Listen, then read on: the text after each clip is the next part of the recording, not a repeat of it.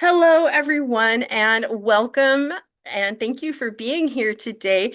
This is Future Ready Co-ops, a summer tech series with Digico Global, Food Co-op Initiative, and Novaworks Corporation. And I am JQ Hanna, the Executive Director of Food Co-op Initiative. And I'm just going to be introing you today. I'm not who you're here to talk to, but let me tell you a little bit about what we're going to cover today. So we have a series every year with FCI, Food Co-op Initiative, that is called FCI Live, where we cover cutting-edge topics in education, mostly aimed at startup food co-ops, but a lot of it's also very appropriate for established food co-ops. And we try and make space for conversations that are really rising, that don't have anywhere else to go occasionally, throughout the food co-op movement. And this was one of those. People wanted to talk about AI, digital infrastructure. They're like, we need to talk about this stuff. And so we asked Ahzjah's team, who I'm going to introduce in a moment, if they would give it a shot, if they would come and talk to folks about that, both a panel and a teaching course. And that conversation blew up. People asked, when are we going to continue this conversation? Can we talk about this more? This was back in March.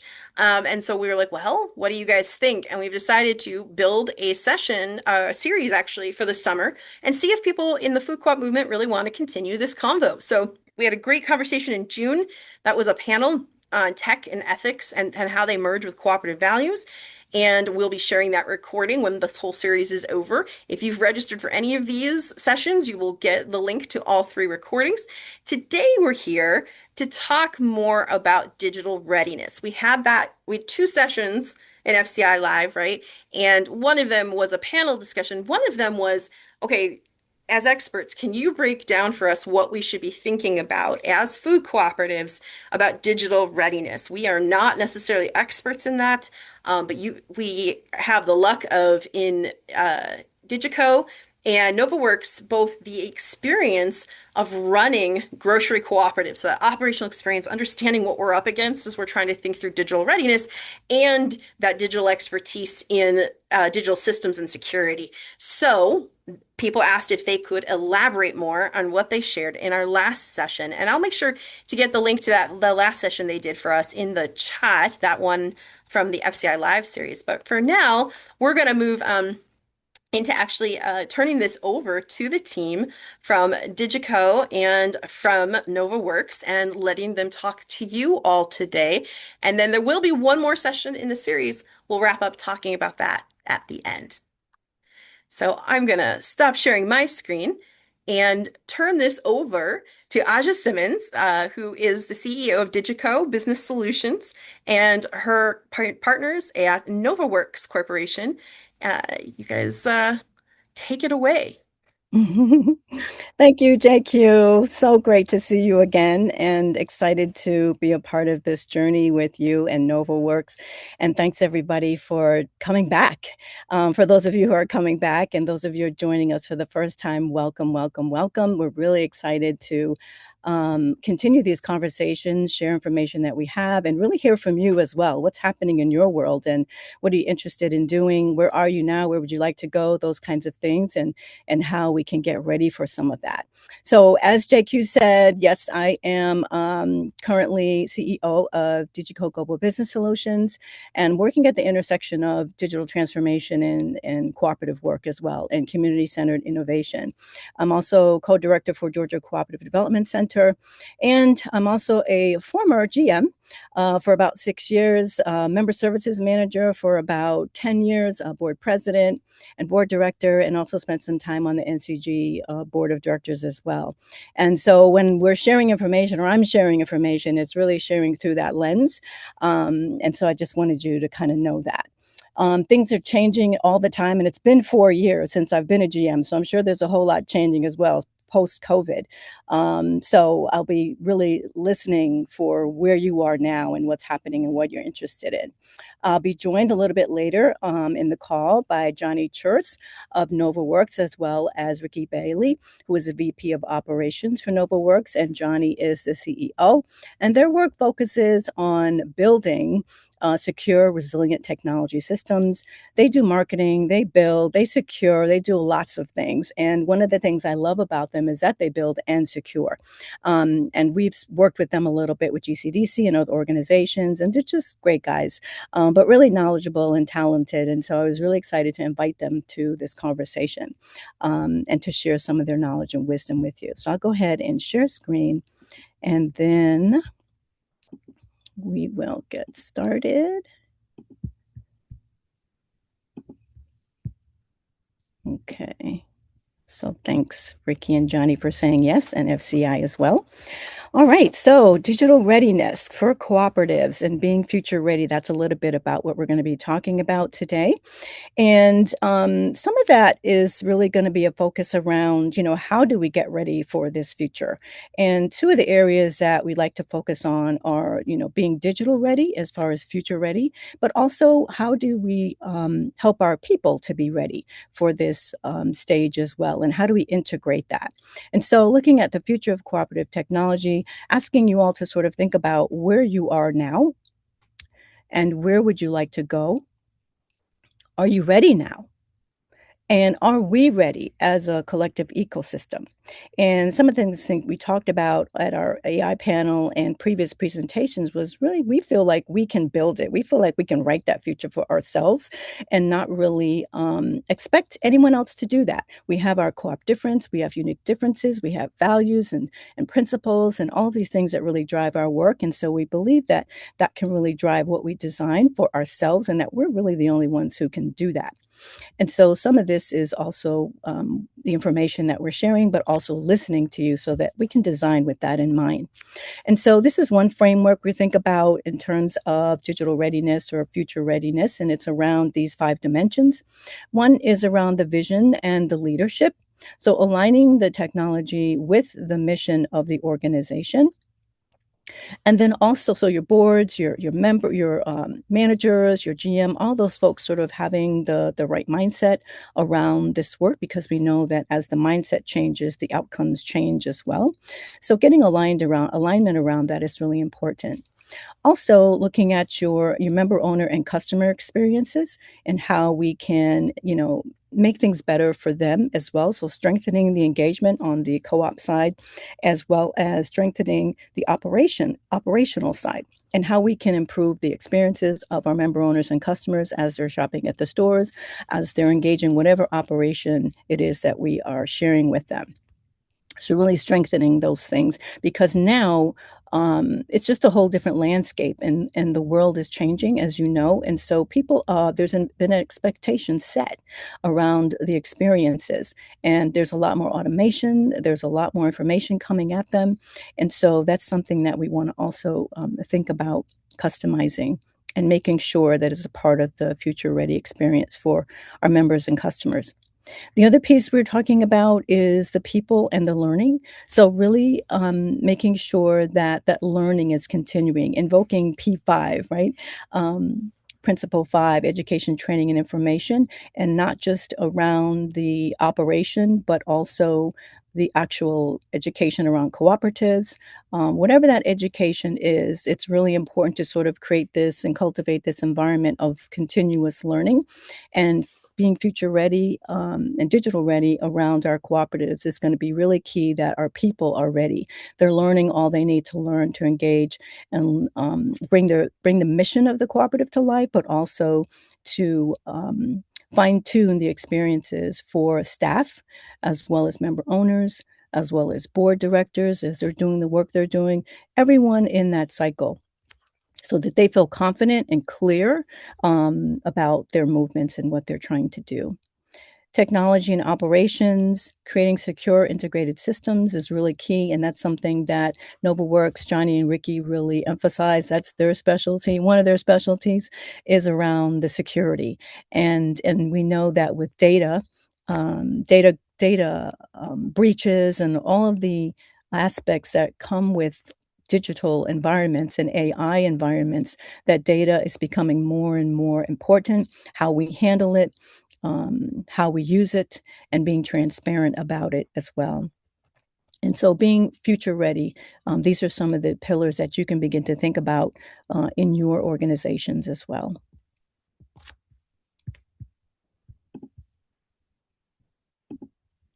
All right, and then continuing with the framework on the technology, the operations, this is something that once I really started to get involved in, I really began to appreciate, and that is automation.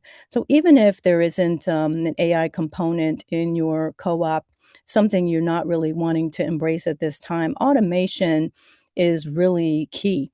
And so in terms of the technology itself, your operation and all the things that need to happen in your operation, as well as all of the things that need to happen on the co-op side in terms of the relational um, actions and exchanges that take place and the engagement.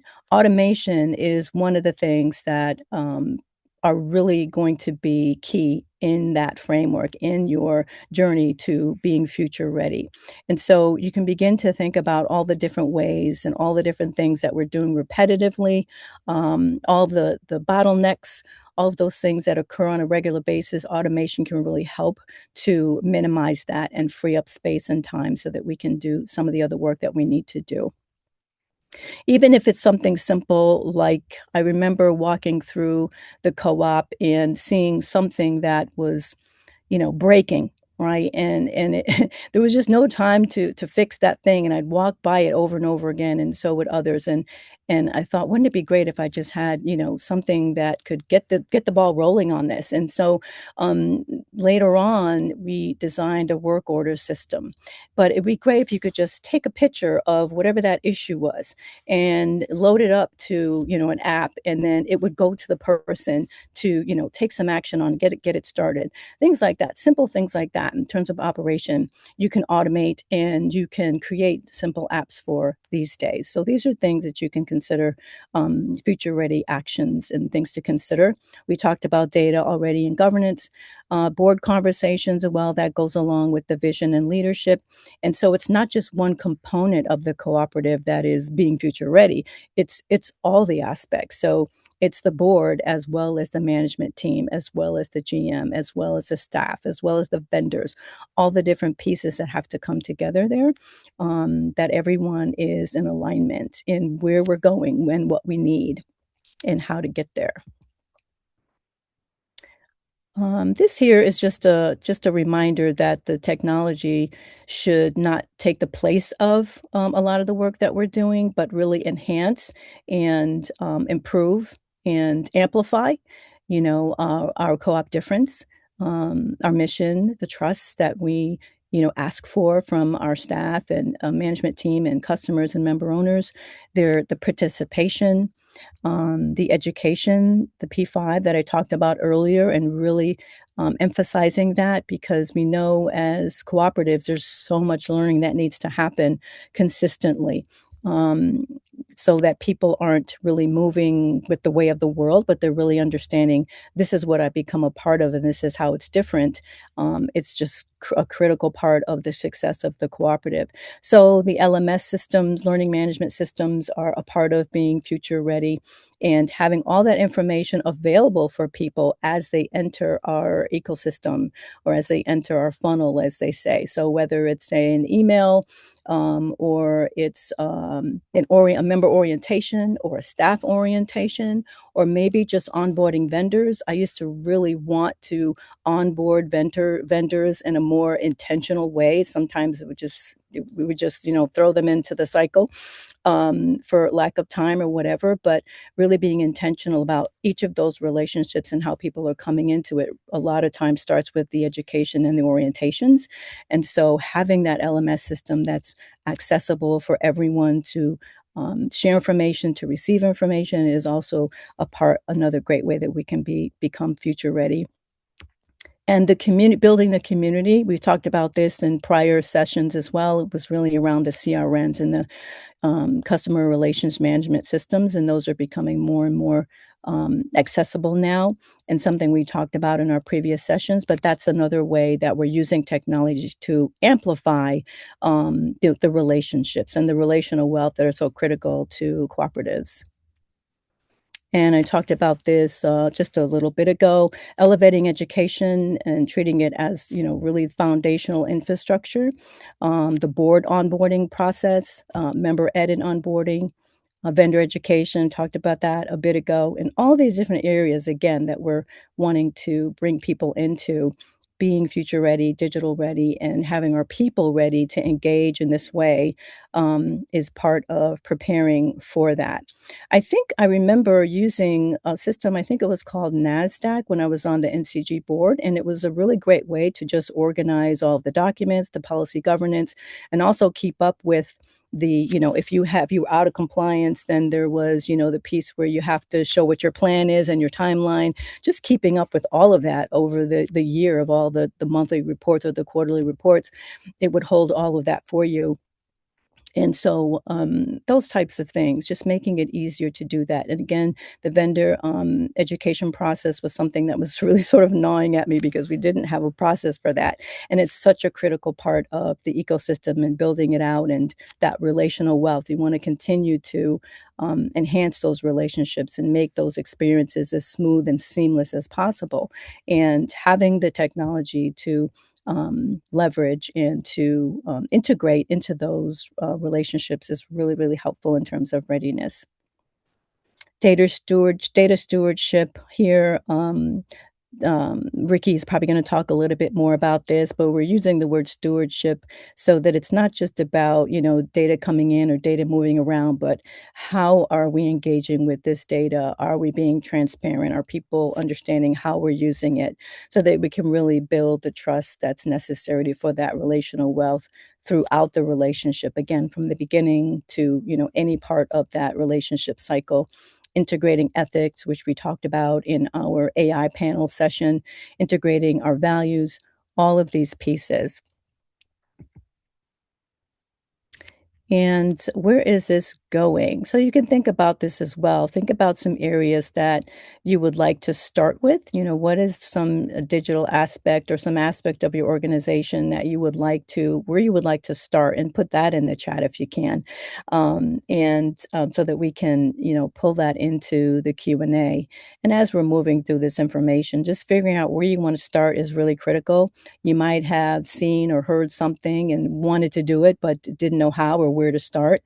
There might be a department that you would like to start with. There's something that's really gnawing at you. Like for me, it was that handrail that was broken that really is critical and needed to be fixed because it was causing lots of liability. And what's that thing that's sort of gnawing at you that you'd like to correct, or a place where you would like to start? But as you're doing that, sort of laying the foundation for some of these future pieces and emerging opportunities for cooperatives solely and also as an ecosystem is in the automation area. If you're choosing to engage with AI, being responsible about it, being ethical about it as best you can, doing all the research so that you have some information to work with, and you're looking at the benefits as well as the challenges and some of the damage and harm that's being done, and how you can integrate values as best as possible. And I also would encourage you to watch those panels, the two of them that JQ mentioned, because there was a lot of great information shared there from the panelists, but also in the Q&A with attendees. Retail media networks is something that I've been really passionate about. As far as an ecosystem, I really feel that this is something that co-ops could achieve, and it's really a way that it's sort of a marketplace. Right now, if you're searching for something online or on your phone, you will pull something up and you may, before you know it, there's an Amazon ad or there's a Walmart ad or there's some of the big box stores ads coming at you. And it's because they're part of something called a retail media network. It's a marketplace, but it also holds the products. You can actually purchase the products there. There's actually monitoring of the shopping patterns, which I know there was a tool, I can't remember the name of the tool, but there was a tool that we used to have that integrated with our POS, and it would monitor the shopping patterns so that we could, customize emails and engagement with the member owners around what they were purchasing and let them know when sales were happening and things like that. And some people feel like it's a little too invasive, but some people want that extra convenience. And so retail media networks is something that could be explored as an ecosystem so that when people are searching for products, they don't necessarily see Amazon or Walmart.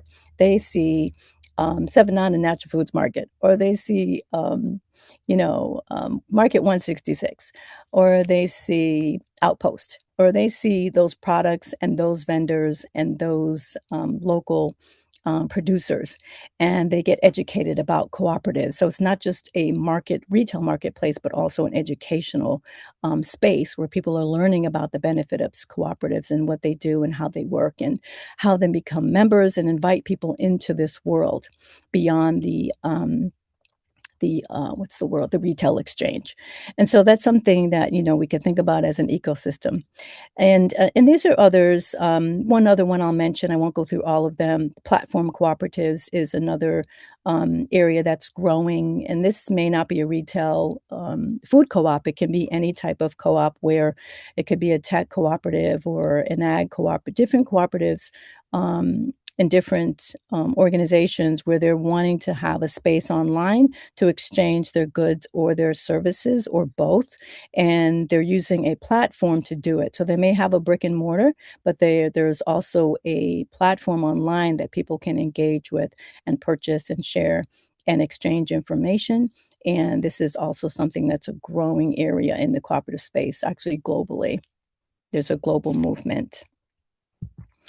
And so I will take a break there. We've talked a little bit about, strategy. That's more of my space, the strategy and the creativity around some of these concepts being future ready, some things that you can think about. And then we're going to move now to, well, what do you do next? And how do you build it?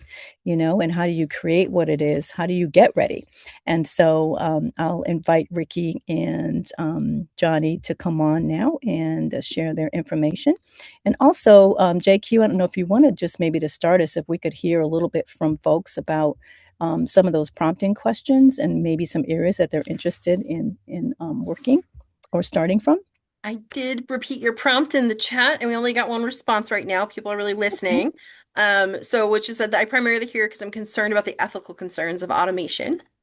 Mm, And that did come up a lot on the last panel from June, and you guys will get that recording when the whole series is over in August. I'm also going to link the panel discussion from March in the chat because that was touched on a bit there. But that's what we have so far. If anybody okay. else has other areas where you're thinking about automation, please throw them in the chat.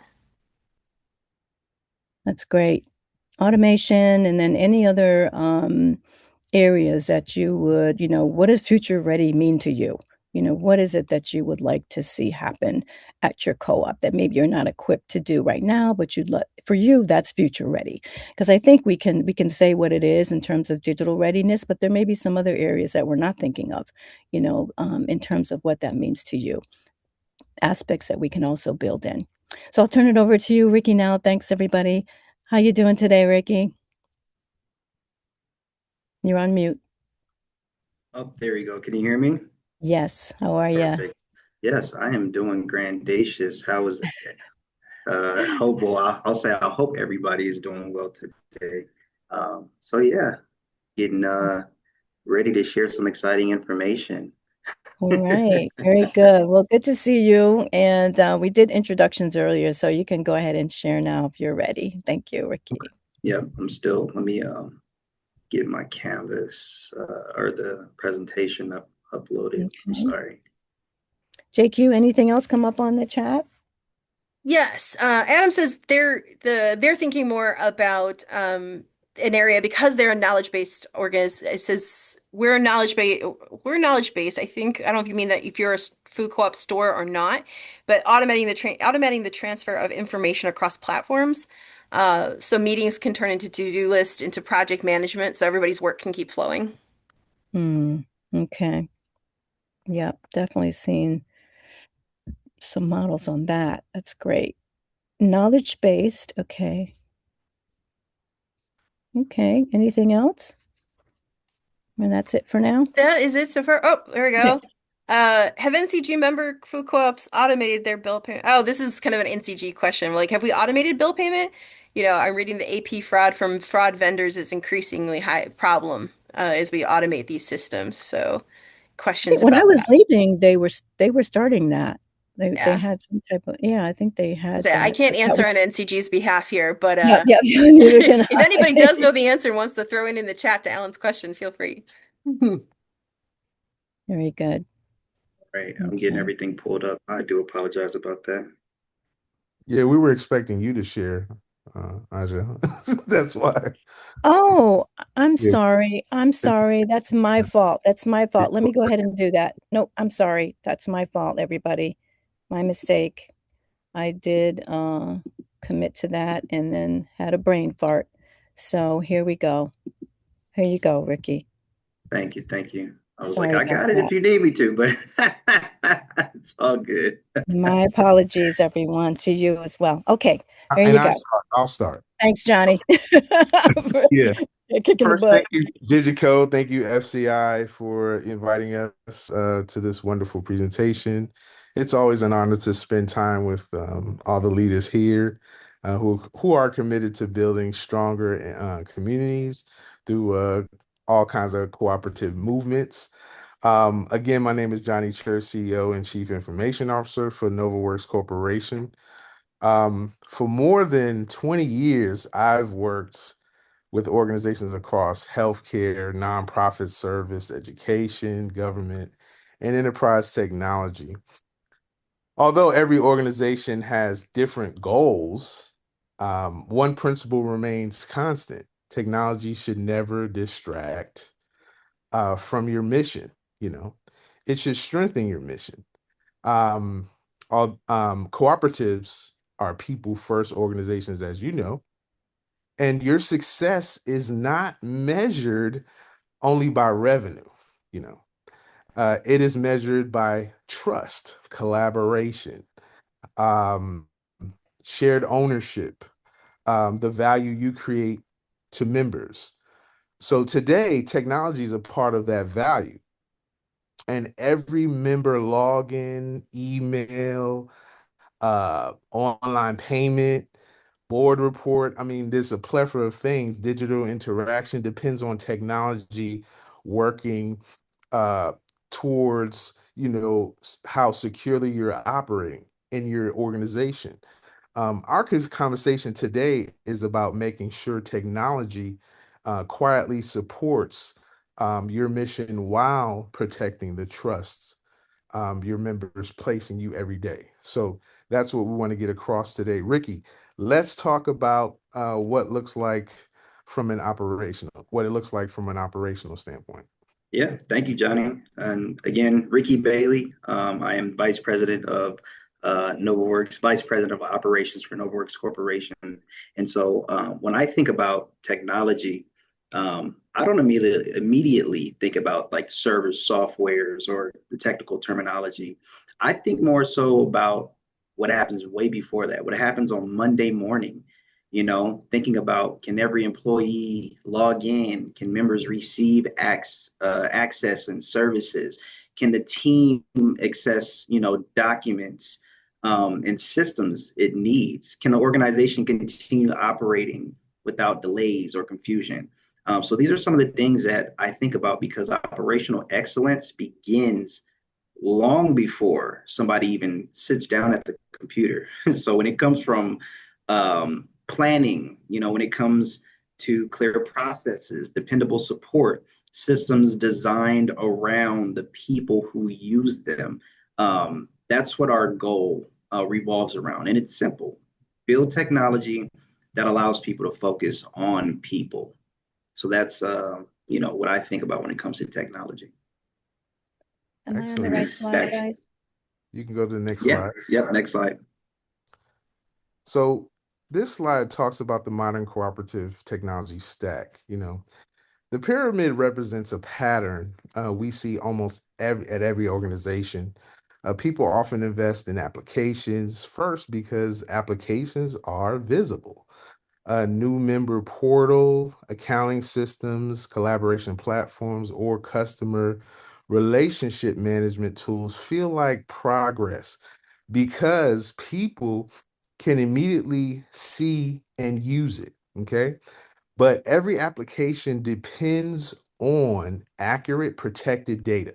Okay. The data depends on reliable infrastructure. So the infrastructure depends on properly managed identities and access.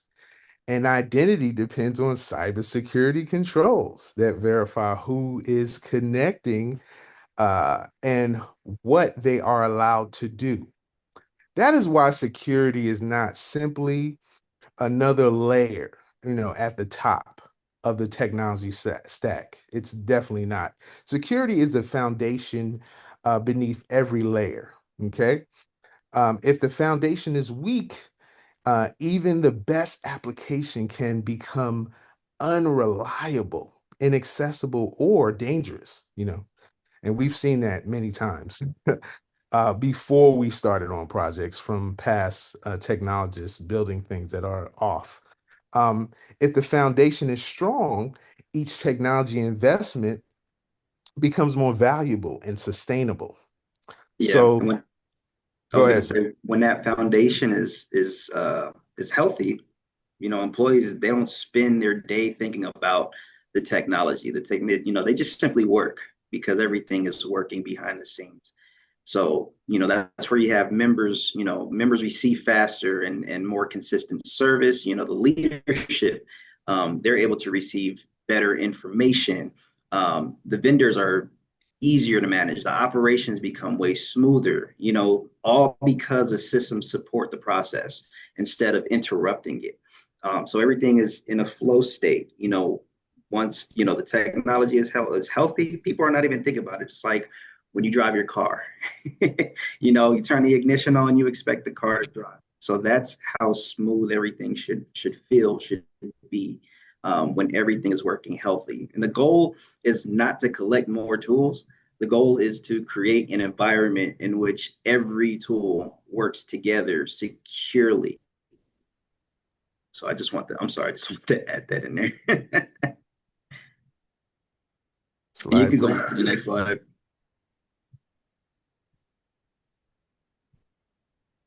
And so, when speaking, about the five digital pillars of the cooperative, when we assess a cooperative, this is where we're evaluating these five areas. You got infrastructure, security, you have integration, automation, and you have support and scalability. And so, infrastructure includes the devices, networks, the cloud services, core systems that keep the organization running.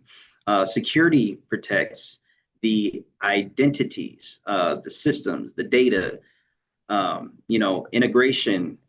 This ensures that the platforms exchange information instead of forcing, staff to enter the same data repeatedly. Automation, it reduces manual work. It helps the routine processes happen consistently. And then support and scalability ensure that the environment can be maintained today and expanded tomorrow.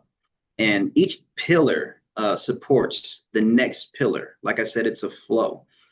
Strong automation built on unreliable infrastructure it's going to fall flat regardless. Great applications, without integration create duplicate work. New technology without support eventually becomes old, outdated, and abandoned. So if one pillar weakens, the entire environment is just going to become less effective overall. And notice that security touches, every pillar. Cybersecurity is not something we bolt on to an organization after the systems are built. It has to be Mm-hmm. in way before in the planning stages. It becomes a part of how the devices are configured. It becomes how the data moves, how automation, essentially is approved, and how vendors are selected and how people receive support. So the most resilient organizations treat these pillars as one connected system rather than separate projects. Next slide. Mm-hmm. And so, like I said before, what happens Monday morning, right? Um, I often ask, executives, a simple question, what happens on Monday morning? Does everybody log in successfully?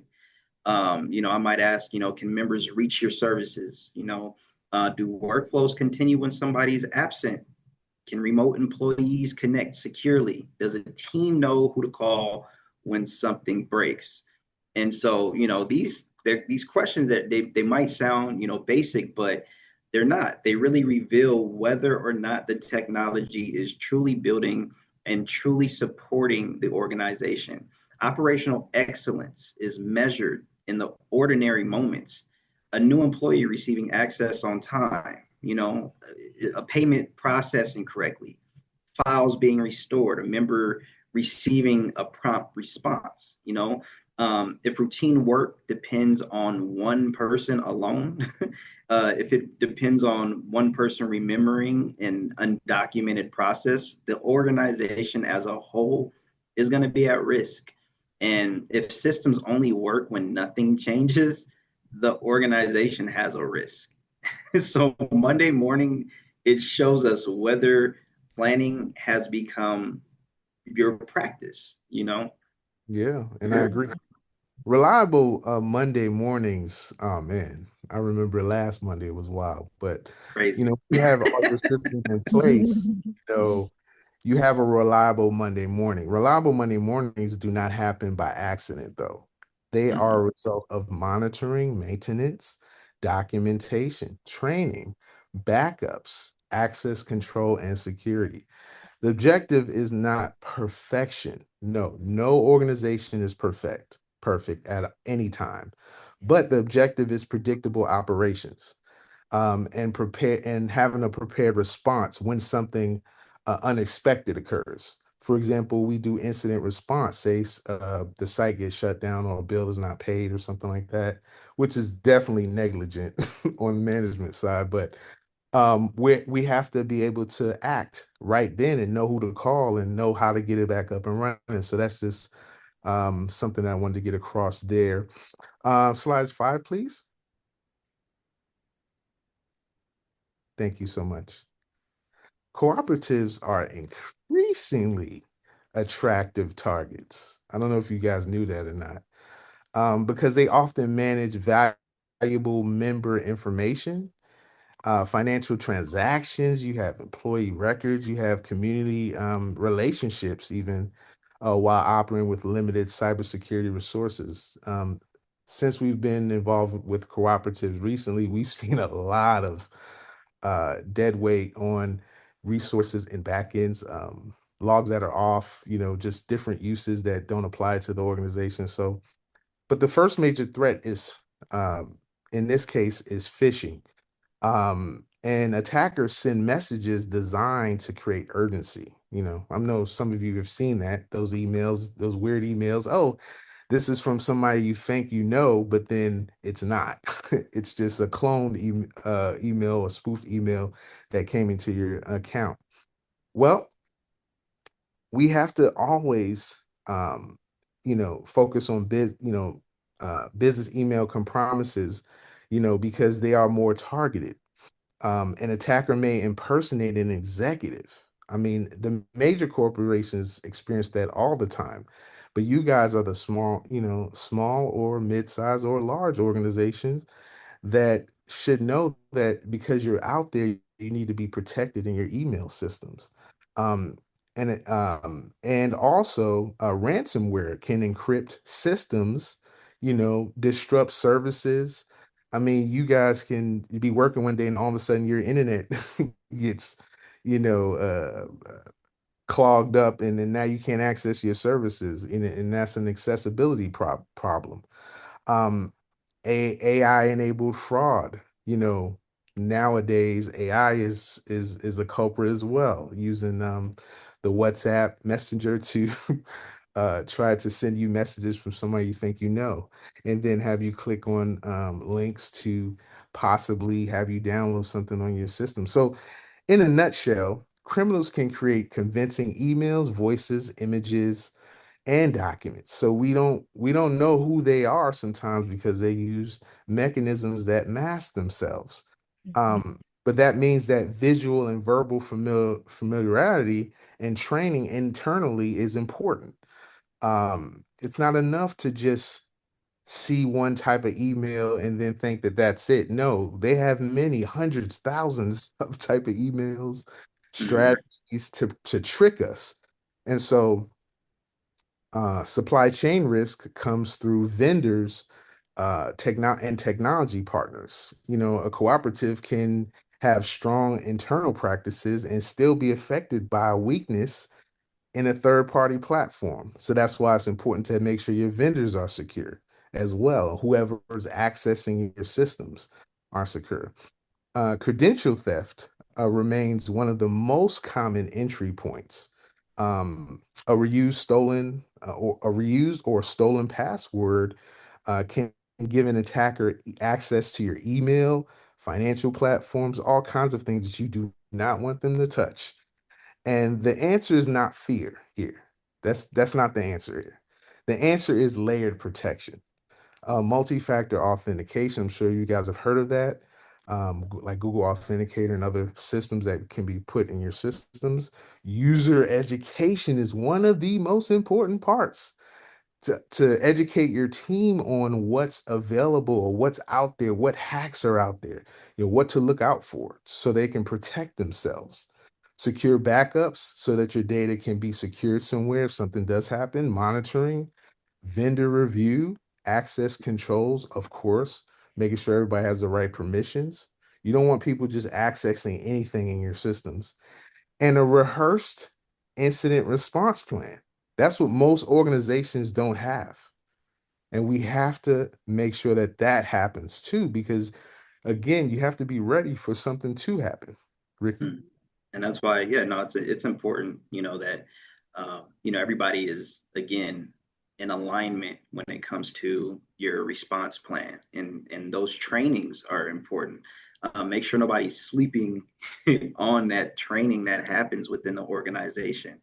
Um, every cyber incident, eventually it becomes an operational issue. So say if somebody's email is unavailable, if the communication is even slowed down, the files are locked, the services are delayed, if the trust is damaged, the members may hesitate to engage.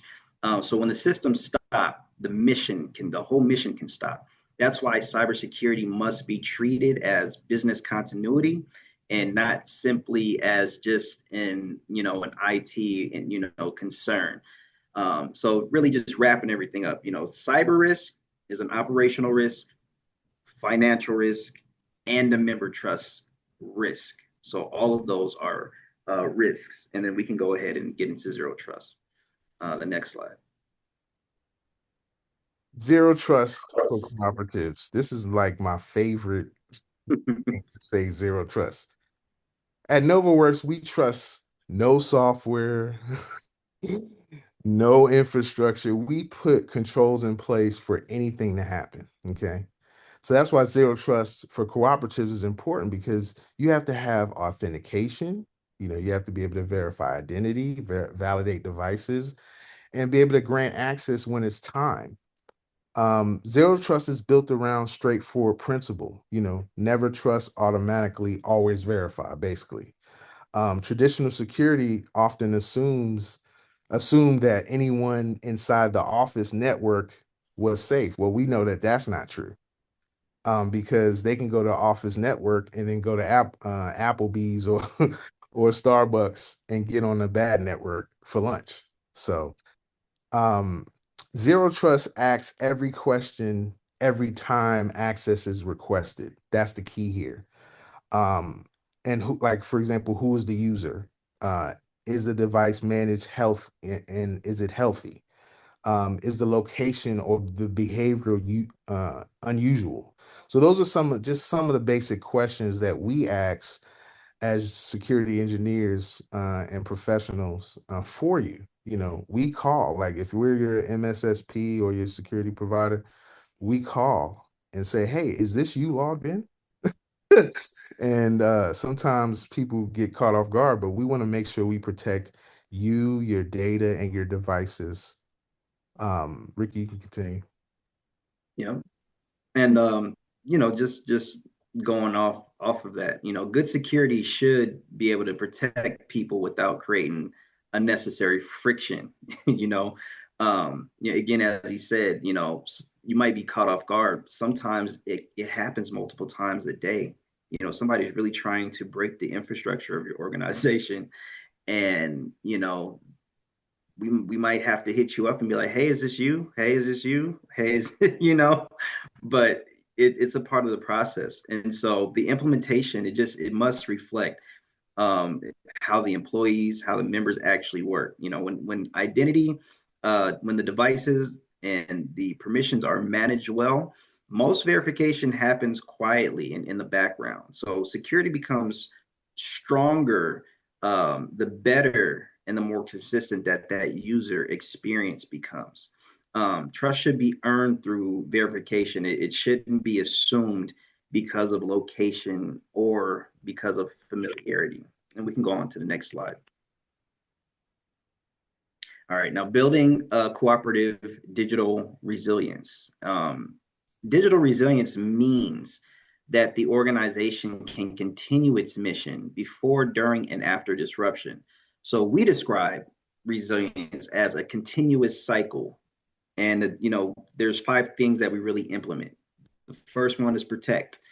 Those are your firewalls, MFA, endpoint security. Second is detect. That's 24/7 monitoring the SIEM tools, that identity threats before they escalate. We have respond, we have recover, and we have improve. And so protection, that really means going a little bit deeper, like reducing preventable risk through secure configurations, through training, backups, policies, and access controls. Detection means identifying the unusual activity early, and then you respond. And that means containing the issue, communicating clearly, assigning the responsibility. Recover means restoring systems and services in the correct order. And then improve means learning from the event. How do we prevent this from happening in the future? And really strengthening your environment. So the cycle really applies to cyber attacks, but it can also apply to equipment failure. It can apply to human error. It can apply to vendor outages, even natural disasters. What happens if, say you live somewhere where there tornadoes are frequent, for example, hurricane. So this is where your resilience is very important. And resilience recognizes that prevention is essential. No organization can prevent every possible disruption, though. It's going to happen. So that's why it's important that you have these measures in place. And a written plan, actually, what we do is we write global policies for organizations. So a Mm-hmm. written plan is valuable Yeah. of what to do when these things happen. But a tested plan is far more valuable. Tabletop exercises allows leaders, and that's what we provide as exercises, leaders to and technology teams, communication staff, operational owners to kind of walk through a realistic scenario before emergency occurs. Who makes decisions, who contacts members, which systems are restored first. So those are some of the things about resilience that's important. Resilience is the ability to respond with clarity, you know, rather than to improve under pressure. And we don't want that. Mhm. So moving on to We've the got next 10 slide. minutes, guys. I'll let you go ahead and close Okay, great. Can you move on to, this one. And yeah, we need room for Q&A too. So yeah, just want to, yeah, we'll stop there. All okay. right. Well, artificial intelligence, everybody knows about it. It can create a meaningful value for cooperatives, but it must be introduced responsibly. Okay. AI, not every organization has adopted AI because of the risks. So, AI can help summarize documents, analyze trends, draft communications, improve knowledge, search. But the opportunity is significant. The opportunity is significant with it, especially for teams with limited capacity. However, AI systems can also produce inaccurate information, expose confidential data, reinforce bias, or make decisions that are difficult to explain. So that is why governance must come before broad adoption. And thank you, Dr. Wright from Seams. That's our area of governance. Sensitive member employee health, financial, and legal information should never be placed into unapproved public AI tools. And we build AI tools internally. So that's the difference. Data protection and contractual review remain essential. So responsible AI does not mean avoiding innovation. It means creating guardrails that allow innovation to occur safely. And we'll end there. But guys, again, we are here to help. We are here to help you build whatever you need. And thank you so much for having us. And back to you, Thank Ahzjah. you. Thank you so much. Let me get out of here. Hang on, guys. Get to my, here we go. All right. Thank you, Johnny, Rickie. That was amazing. Really, really great information. I wish we had time to go through all of it.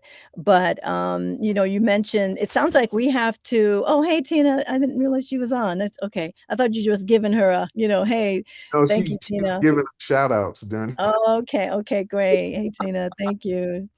Yeah, so what I was hearing is, just between, both of the presentations, it's really developing the front end while weaving in the back end protections into the tools, into the devices, into the infrastructure. So there's a lot to do, but we don't want it to be overwhelming. We want to just sort of take the baby steps. And I wanted to mention that just this past week or in the last few days, I received an email, two of them.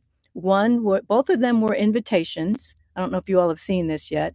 I got an invitation from Malik Yakini, and it was a beautiful invitation, and I clicked on it, and and then it asked me for my email, and then it asked me for my password. I was like, wait a minute. I haven't talked to him in a long time. He probably wouldn't even be emailing me. And so I texted him to see it had not come from him. I got another one from a past board member like years ago.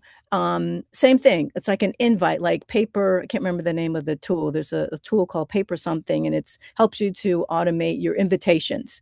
And that one was also not from her. So it was just the things that you were talking about. The only thing that keyed me into it was that they were people I hadn't talked to recently. So that's probably one of the downfalls of some of these hackers. They don't know who you've talked to when. So it was definitely a clue for me that I hadn't talked to them in quite a while. And so that brought the suspicion, but it looked so normal. It looked like something I should totally click on. And so, like you said, the disguises are really, really well done. So I'll stop there and just wanted to again go to Q&A, JQ, anything in the chat. I was also interested about the ethics around automation considerations. Is there anything else that the guys could share there?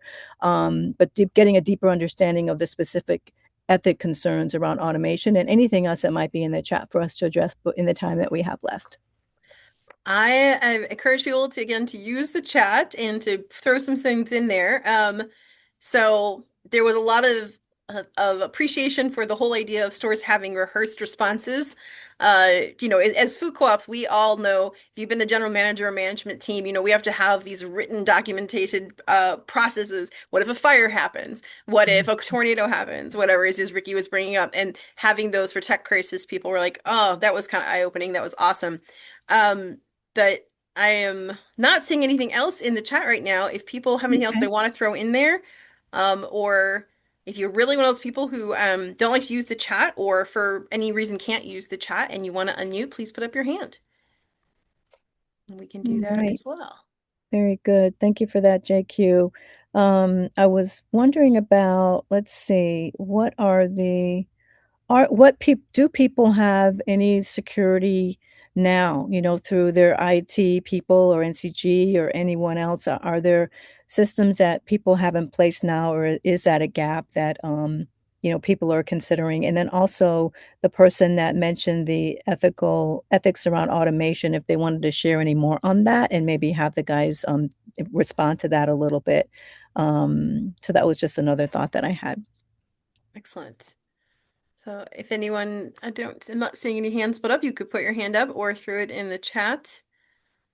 If there are any more questions on that, before we have a couple more minutes where we need to wrap up today. Okay. I'm wondering if we could have a follow-up session. Oh man, I'm telling you, you guys are gonna have to continue this session, Novaworks and Digico, because we can only do so many at FCI. I wonder if we could have a follow-up session, show and tell style, for the possible scripts we could create for different scenarios. I would Oh, I would love I'd love to that. do. Yeah, that's something definitely that we could do. That would be amazing. Yeah, and then like readiness assessments, that's something else we were thinking about. How do we help people get ready? We've done that with Georgia Cooperative Development Center. We just came up with the readiness assessment for whatever stage you're at overall in terms of not just digital readiness, but all the way around. What are you ready for next? And so I think this space is definitely warranting something like that as well, to help people kind of discover where they are and what's next, what are they ready for next, right? Not everything, but what's next, and in terms of those baby steps, so that it's more manageable and accessible and easier to move through the process, because it is sort of a slow and steady long game process, and something that you're consistently evolving and tweaking and correcting and supporting and securing. I will say the show and tell idea has a definite fan. Someone also brought up, and maybe we could add to that show and tell cybersecurity related SOPs or policies if any of us actually have them, which is a Nice. great comment. And we only have a couple minutes, so I know Sam's hands up, so I'll turn that over to Sam. But just saying that there's a lot of votes for the show and tell type sessions, so you guys know what your job is. Okay, Sam. Okay. We got our marching orders. Okay. Yeah, I have to run in a second, but I just wanted to note, I think this is a great session. Thanks for the info that you shared all. And I think because we're a newer store, we probably have more in place than Mm. some stores that are having to patchwork quilt things. I think that Mm. in some ways gives us an advantage. But this has all been a really good refresher. I was going to also note, just we did some rollover stuff recently with our HR platform, and communication. So like one of the things that comes down like with cybersecurity and especially with fraud, the tools that do or do not exist within an organization for healthy communication with staff can be a huge barrier to some of these workflows happening correctly. So like if somebody gets a text from me, that is not me, because I only text the management team in emergent situations. Like we have a protocol for how we communicate. Mm. So I just wanted to add that to the pile, that we have this lovely level of complication with a lot of our older established co-ops in the variety, means, and manner in which people communicate that could make them a lot more open to fraud, because you could get a text, you could get an email, something, and it is like, oh, I'm getting a message from, especially if it's from a management level position. So just Mhm. wanted to name that. And I think this has been a really great session. Yeah. Thanks, Sam. Yeah, I think that's a really good point as well. I'm wondering if you guys think that, designing an internal CRM is helpful in that, so that the emails, the text, everything is coming through that one system versus all the different tools that exist now for folks. That might be something to consider, or any other thoughts there before Sam hops off. Well, and I think this is Yeah. a great Yeah. segue. I'm gonna wrap us up on time, and if people want to stay Okay. and talk about that, but a great segue, because our next session seems to lead into exactly what people are asking for, which is co-op voices, and it says GM roundtable, but anyone who's in operational management of a food co-op, we would like to invite you to come and spend time with Novaworks and with Digico and talk about what is missing, what do you need, what are you thinking about. We've never really done this before. This is going to be just an open format discussion roundtable. You're not presenting, no one's presenting. They are going to, Digico and FCI and Novaworks are going to just hold open a space and say, hey, people in management of food co-ops, come talk tech to us, especially them more than us. And let's talk about what's on your minds and just have more of a free form conversation. So I want to take this moment though to just really, really thank the team from Digico and Novaworks for this session. And if you are interested in the August session, you're gonna get an email inviting you to it. It was actually linked in the email inviting you to this one, but we'll send you another one, and we hope to see you there. And I'm going to. Thanks, everybody. Thanks, JQ, Mercedes.